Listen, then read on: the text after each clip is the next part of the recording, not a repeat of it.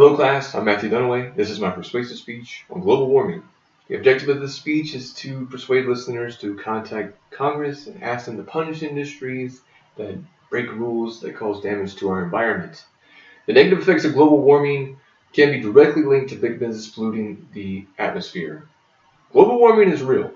In this speech, we'll discuss how global warming is viewed and what category each of us falls into.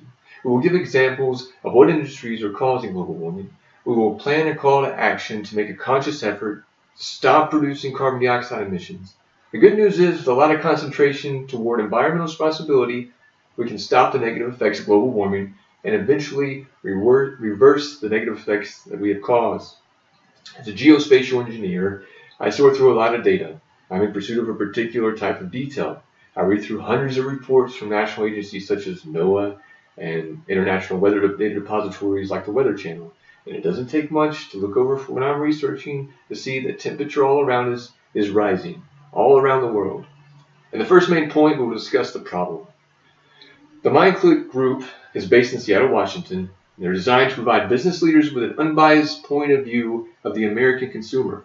MindClick's groundbreaking GWM has identified 5 distinct market segments that explain U.S. attitudes and opinions about global warming. We can see which each of us falls into. There's the alarmists, extremely concerned, hold big business, industry, and government responsible for global warming. They believe global warming is impacting their health. There's the optimists, extremely concerned. They believe big business, industry, government, and individuals are addressing the problem of global warming. There's the worried middle, the highly concerned, worried that profit motivations are preventing business, industry, and government from providing solutions to global warming. There's the confused, undecided about global warming, yet moderately concerned. They still believe it is somewhat important for business, industry, and government to address the problem. And then there's the non-believer. They believe global warming is not happening, and that no change is required by business, industry, or government. The key findings among all 5 segments include 50% of U.S. consumers believe that oil, gas, and automotive industries value profit over climate change implications. And at least 33% of U.S. consumers attribute changes in personal health to unusual weather. 1 out of 3 U.S. consumers attribute unusual weather patterns to global warming. Even people that aren't sure about global warming are sure that big business is up to something and that the government should step in and help. In the second main point, we will look at how different industries cause global warming. From an article in The Guardian by Suzanne Goldberg, an award-winning writer for her work in the Middle East, and author of Madam President about Hillary Clinton, 90 companies are the cause of man-made global warming. I think you can all guess what they are. Chevron, Exxon, BP are leading the pack. But let's move away from the obvious. And from an article in Internal Auditing and Risk Management from September 2015, the agriculture industry produces vegetable waste and other products that are less than non-biodegradable. The runoffs from crops are producing harmful products that seeps into our soil as well as into our drinking water. What's more of an issue is that we eat fruits and vegetables that have taken a bath in pesticides. We breathe in this deadly toxic. And what's worst of all is that when it rains pesticides. In our third main point, we will come up with a plan to action. We will make a conscious effort to stop manufacturing products that create harmful CO2 emissions. The solution is to charge higher fees for businesses that refuse to participate in the green initiatives, and to give incentives in the form of tax deductions to the companies that convert to a more clean energy, such as solar power or wind power.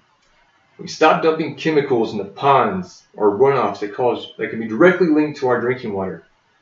All of our water is drinking water. The recent Global International Climate Change Agreement has made headlines. What does that mean for big business in the future to stop pollution and reverse global warming?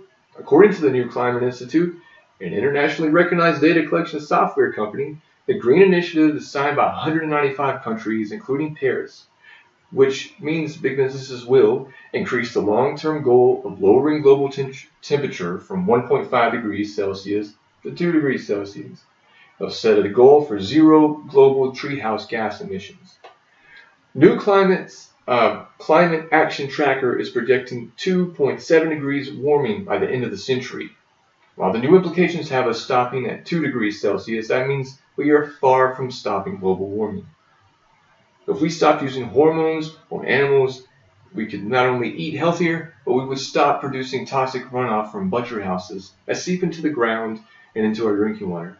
We can stop global warming, reverse the damage that we've caused to the environment. We can do this by driving less. If we all change 5 light bulbs in our house to LEDs, we can reduce the amount of energy we use by 75%. We will also reduce the amount of time we have to change the light bulbs.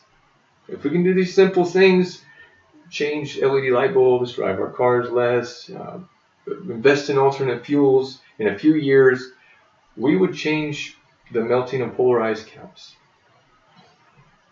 In conclusion, we define global warming. We define the types of individuals that are global warming. We identified the problem caused from pollution by big business. We outlined a call to action to contact government officials in order to set industry standards to slow down, stop, and reverse pollution in the air and water. We also discussed solutions that we as ordinary citizens could do to reduce our own carbon footprints. Global warming is real, and it is called big business. I'd like to thank you for your time and help. If there are any questions, please post them in the discussion board. This concludes my persuasion speech on global warming. Thank you.